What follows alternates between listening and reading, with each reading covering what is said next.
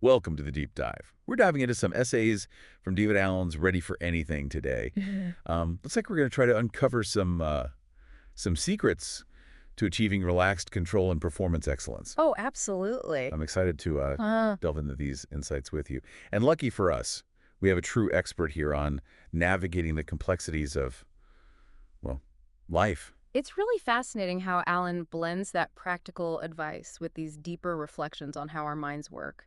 I think we have a lot to unpack here about managing those commitments we have, Hmm. focusing our energy, and creating structures that really support creative flow. Oh, I love that. That structure supporting creativity.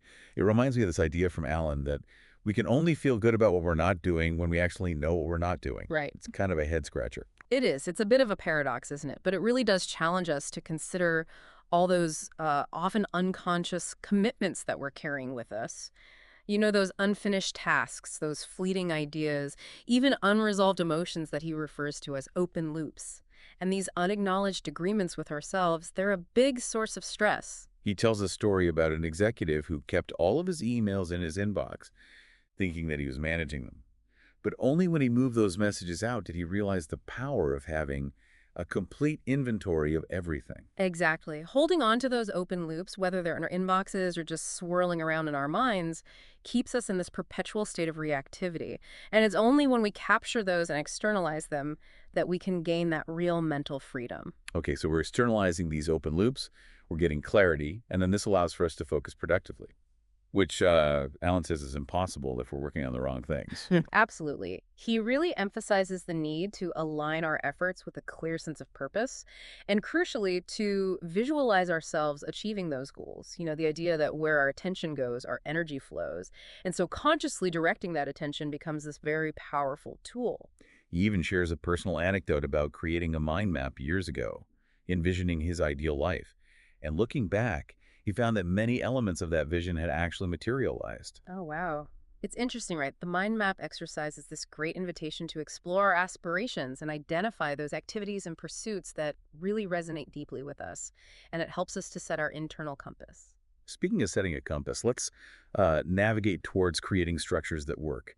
And Alan kind of challenges this notion that organization and creativity are at odds with each other. They don't have to be. When thoughtfully designed, effective structures can actually liberate creative energy. Our systems should be robust enough that our minds can let go and trust that reminders will surface at the right time. He uses an interesting analogy of a redesigned sailboat galley, where the cooking and living spaces have been merged into one. Right. This transformation, while seemingly practical, also fosters a greater sense of flow and ease, and it encourages us to consider areas in our own lives that might benefit from similar rethinking. You know, where can we streamline our processes to enhance both efficiency and enjoyment? That's a great question to consider. Alan also stresses the importance of small things. Mm, He argues that small, consistent actions over time, they really yield a big impact. Regular reviews, acts of service, even just quickly jotting down a fleeting idea, those seemingly minor acts, they accumulate into something much larger. It's like a Formula One racing team, meticulously attending to every detail and gaining that competitive edge. That mindset of intentional consistency, it can be applied to any domain where we want to excel. It's not just about doing the big things right, but integrating those small, consistent actions that create momentum and contribute to, well, extraordinary results. And to bring this initial exploration full circle, let's look at Alan's thoughts on embracing the fundamentals. He offers this really interesting concept.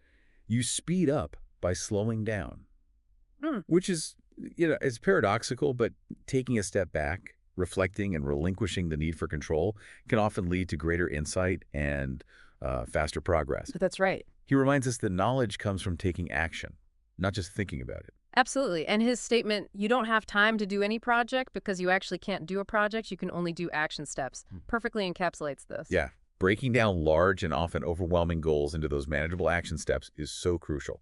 It shifts our focus from the abstract to the concrete and allows us to move forward with purpose and progress. It replaces that feeling of being overwhelmed by the magnitude of a project with the empowerment that comes from taking those tangible steps.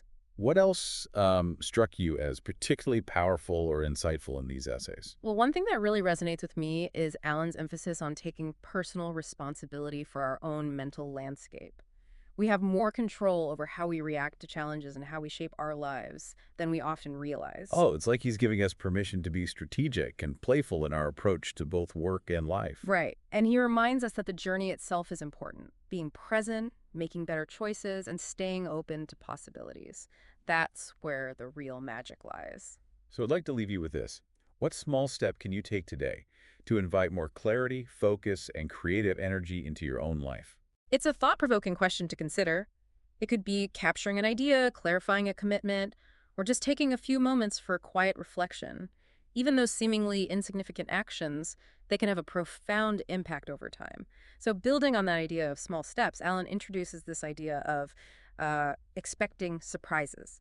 It's about acknowledging that change is a constant and weaving that into how we operate instead of resisting it. It's interesting how he compares these different mindsets. The pessimist complains, the optimist hopes, and the realist. Well, they adapt.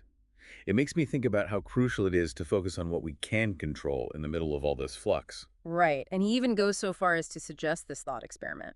Visualize the downsides or the potential crises. He says that by confronting those fears directly, it takes away their power and opens up a greater capacity for bold action. Interesting. He also encourages us to think about what we're most afraid of losing. And then he observes that often that very fear is what keeps us from going after what we really want. Hmm. Facing those fears head on can really bring clarity and allow us to make more deliberate choices. It's like shining a light into those dark corners of our minds. Let's switch gears a bit. Alan proposes a connection between our power and our ability to relax. Okay. Now, it might sound counterintuitive, but his insights from martial arts actually make a pretty strong case. Right. In disciplines where speed and precision are everything, those qualities come from a place of relaxed focus. It's about harnessing that inner stillness to really reach our potential. When we're tense or anxious, our energy kind of goes all over the place and our decisions get a little cloudy. It's in those moments of calm clarity that we can truly tap into our capabilities. He has this really vivid description of our minds, constantly chattering away, bombarding us with reminders at the worst possible times, like psychic RAM with no sense of past or future, relentlessly urging us to do it all right now. Haha, that's a fantastic analogy. Yeah. How do we deal with all that mental chatter? The key lies in cultivating what he calls the intelligent part of ourselves.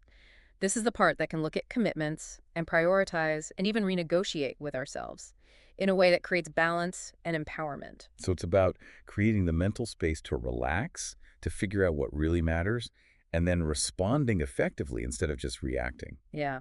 Allen even connects this back to the historical evolution of, well, productivity and personal freedom. As we gain more control over our work and our lives, it opens up all these new avenues for creative expression and just overall well-being. It's an interesting take. It suggests that productivity isn't just about efficiency. It's about tapping into our potential for a richer, more meaningful life. Exactly. Allen then introduces this principle. The longer your horizon, the smoother your moves. Hmm. Having a wider perspective on our goals allows us to see more options and handle those challenges gracefully. Makes me think of brand new drivers who overcorrect and make all these jerky movements because they're so focused on what's right in front of them. Exactly. They don't have that foresight to anticipate and make those smooth adjustments. It's like navigating with a wide-angle lens. You can see the whole picture, anticipate obstacles, and make those small course corrections, all without losing momentum. Okay, so how do we take this wide-angle lens and actually apply it to our lives? Allen suggests taking a close look at the routines and habits that we've built. We might need to reassess if they're still working. Be willing to let go of the old so we can embrace something new. It's easy to get stuck in those routines, even when they're not relevant or effective anymore. He asks us to think about what's the real purpose of this activity? Does it still line up with my goals and values? And am I ready to let go of what's familiar to make space for something better? It's about staying in touch with that feeling of being alive, that spark that keeps us moving forward with purpose and enthusiasm. And he even uses this relationship analogy. To keep the dance alive, we need to acknowledge when it's not working and be willing to step out of sync for a bit to find a new rhythm together. That's such a great image. Let's look back to you speed up by slowing down. It speaks volumes about the power of taking those deliberate pauses for reflection. Hmm. Pushing forward all the time can backfire. Oh, definitely. It's kind of like driving. To change gears smoothly and speed up the right way, we need to let off the gas for a second and hit the clutch. Alan emphasizes trusting the process, trusting that things are working behind the scenes, even when we can't see that progress right in front of us. Sometimes the most productive thing we can do is step back, make space for thinking things through, and just allow those intuitive insights to come to the surface. He challenges us to think about the things we always feel like we don't have time for. Engaging in those very activities might be exactly what we need to unlock new energy and creativity. So what is it that you should be doing but keep putting off because you're too busy? What if that activity held the answer to unlocking something amazing? Maybe it's just taking a walk outside, reconnecting with someone, or even sitting in silence to clear your mind. Those seemingly unproductive moments can be where inspiration and innovation really take root. Speaking of breaking things down, Alan says this: we don't have time to do any project.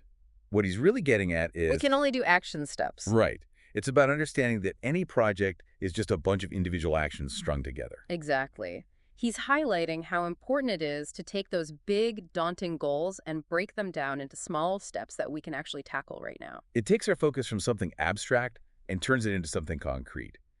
Instead of feeling paralyzed by this huge project, we feel empowered because now we can take action. It's a powerful shift in perspective. For sure.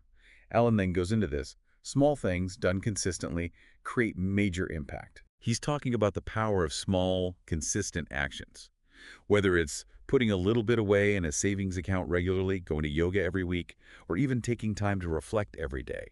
Those seemingly small things done over and over add up to amazing results. Right. It makes me think of those Formula One teams again. Meticulous attention to every tiny detail can shave milliseconds off their time and determine who wins. Hmm. It's about applying that same level of intention and consistency to the things that we find important. It doesn't matter if it's getting in shape, learning a skill, or building stronger relationships. Those small, consistent actions are the key. And it's not just about doing the good stuff consistently. It's about tackling those little nagging problems before they become huge issues. Oh, I see what you mean. Ignoring a leaky faucet or avoiding a difficult conversation might seem like the easy way out at first, but in the long run, it just creates more stress and headaches. Right, right. It's about being proactive, dealing with the small things before they derail our progress. And that goes for every part of our lives, from our health and finances to our relationships. It's about taking charge of our lives and understanding that even those tiny choices add up over time. Hmm. Okay, Alan then brings us to this core principle. You have to do something to know something. Right. It challenges the idea that we need to have all the answers or be perfectly informed before we can start doing anything. He says that often we learn the most through actually doing things, through experimenting, and even through making mistakes. Hmm. He observes that the people who need these productivity principles the least are often the ones using them the most. Oh, it's interesting. It's because they're already in motion, already in control of their lives, so they're more open to refining how they do things. To get that real mastery comes from constant improvement, from always looking for better ways to do what they're already good at. Exactly. Like those Formula One teams always testing and tweaking their processes, trying to find that tiny edge that can change everything. And that's true for all of us. It doesn't matter if we're trying to be more effective at work, find more joy in our relationships, or feel more fulfilled personally. That willingness to experiment and learn by doing is essential. So ask yourself, what small action can I take today to gain some new insight or move closer to my goal? Don't wait until you have all the answers or the perfect plan. Just take that first step and trust that the next one will appear when it's time. Okay. Building on that, Alan gives us another thought-provoking principle. It's easier to move when you're already moving. This highlights the power of momentum. Once we get going, even just a little bit, it becomes easier to keep that forward motion going. He compares it to riding a bike. Mm. Once those wheels start turning, it takes less effort to stay balanced and keep moving. Right. It's about breaking through that resistance to starting.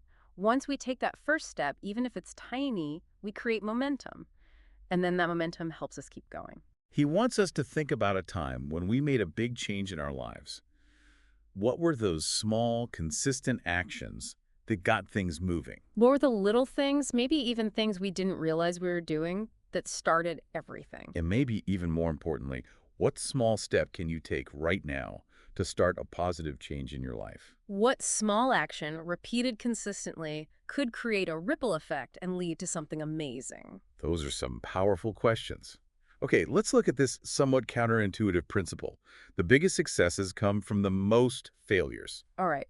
This reminds us that failure is a natural part of growth. It's like a stepping stone to success. It's about changing how we view those setbacks, seeing them not as the end of the road, but as valuable opportunities to learn.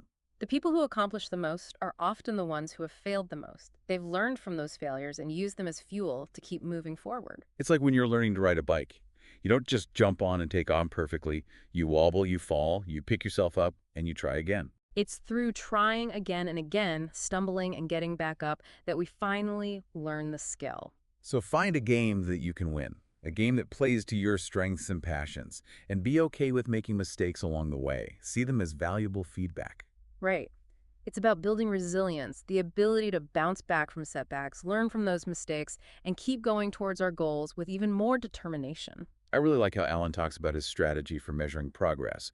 He focuses on the percentage of better choices he makes as time goes on. Right. It's not about being perfect. It's about consistently choosing things that are in line with our values, goals, and dreams. So what choice can you make right now, in this very moment, that aligns with your best self and helps you create the life you want? It could be a choice to take care of yourself, have a tough conversation, step outside your comfort zone, or even just choose joy instead of frustration. Every choice gives us a chance to adjust our course, refine our approach, and become more of who we want to be. It's a powerful reminder that every choice we make matters. We've talked about dealing with uncertainty, embracing change, and tapping into our inner strength. Now let's get into the foundational principles behind all of these practices. Okay. So we've discussed clarifying our commitments, managing our focus, and designing structures that actually help us be more creative. Now it's time to look at the principles that guide those actions. Makes sense. Alan says rules tend to materialize because principles are unclear or untrusted. He's saying that when everyone's on the same page about core values, we don't need as many strict rules. It's less about policing people and more about giving them the power to make their own decisions. When people understand and embrace shared principles, they can make choices that benefit everyone. He suggests this interesting exercise. Figure out how we operate when we're at our best, both as individuals and as a group. So, what are the values and guiding principles that shape our actions and how we interact with each other when things are going really well? It's important to bring those unspoken principles to light and make them part of the culture. He talks about how his own company did this, figuring out their shared values. It's not about creating a rigid set of rules, but about making sure everyone understands the values that guide their behavior. It creates a framework for making decisions that's based on shared principles, not a bunch of strict regulations. Alan then tells us to use your mind to think about your work instead of thinking of it. He's pointing out the limits of what our minds can handle and the importance of using external systems to free up our mental energy for higher level thinking. Right. Our minds are great at processing information, making connections, and coming up with creative solutions, but they're not so great at storing and retrieving every little detail. It's like trying to run a complicated organization without any kind of filing system or database. Exactly. We waste so much mental energy trying to remember every single thing instead of focusing on the strategic and creative tasks that really require our brain power. Alan also reminds us that we often think more valuably than you may think. He's encouraging us to value those insights and ideas that often pop up out of the blue. Capturing those ideas when they come up is so important. Get them out of your head and into some system where they can grow and develop. He talks about how much he likes writing things down by hand. He uses pen and paper to capture those raw ideas before putting them into a digital format. It reminds us that our best thinking often happens outside of those structured, formal settings. Maybe it's during a walk or a conversation, or even just quietly reflecting before we go to sleep. The important thing is to make a habit of capturing those insights before they disappear. I've found that to be incredibly helpful in my own life. It's amazing to see how those fleeting thoughts can turn into something truly remarkable if we just capture them and give them space to grow. We've all been there, feeling totally overwhelmed by an endless to-do list. Alan offers a different way to think about this, saying, infinite opportunity is utilized by finite possibility. Okay. He's acknowledging that we can't do everything. Trying to do it all just leads to feeling overwhelmed and being less effective. Even people with tons of resources are limited by time and energy. It's about setting clear boundaries for ourselves, focusing our efforts on things that align with our values and goals, and accepting that we just can't do it all. Regularly, review those commitments and ask yourself, is this still important? Does this still fit with my vision? Am I willing to invest my limited time and energy into this? Hmm.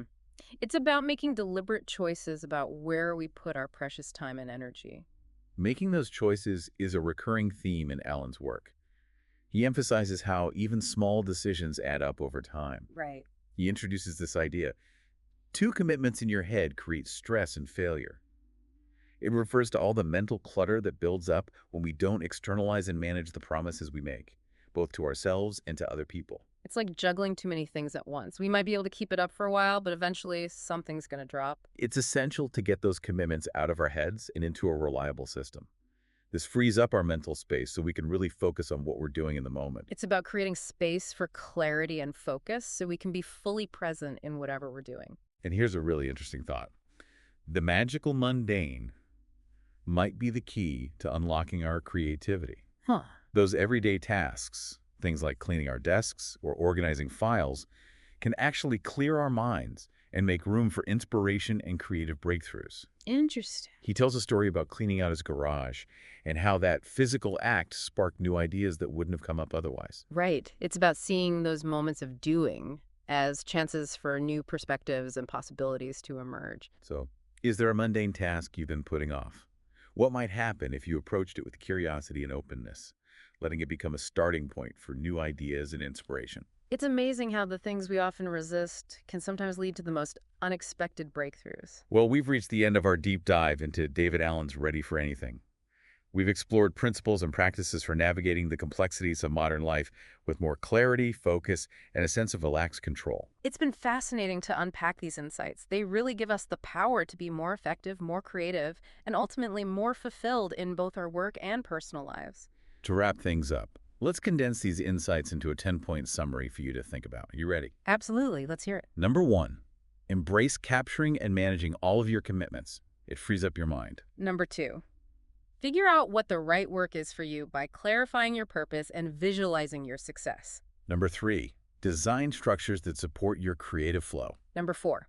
Make time for regular reviews and reflection. Number five, don't underestimate those consistent, small actions. They're the building blocks of big change. Number 6. Plan for the unexpected. This turns potential problems into opportunities. Number seven, remember, you speed up by slowing down. Take pauses to gain insights and make adjustments. Number 8. Break those big projects down into manageable steps to avoid feeling overwhelmed. Number nine, don't just think about it, do it.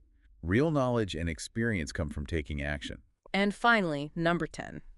Make conscious choices, stay engaged, and most importantly, enjoy the journey. What a fantastic set of guiding principles. We hope this deep dive has given you valuable insights and inspiration. Remember, the real power is in putting these principles into practice. So what small action will you take today to bring these ideas to life in your own world?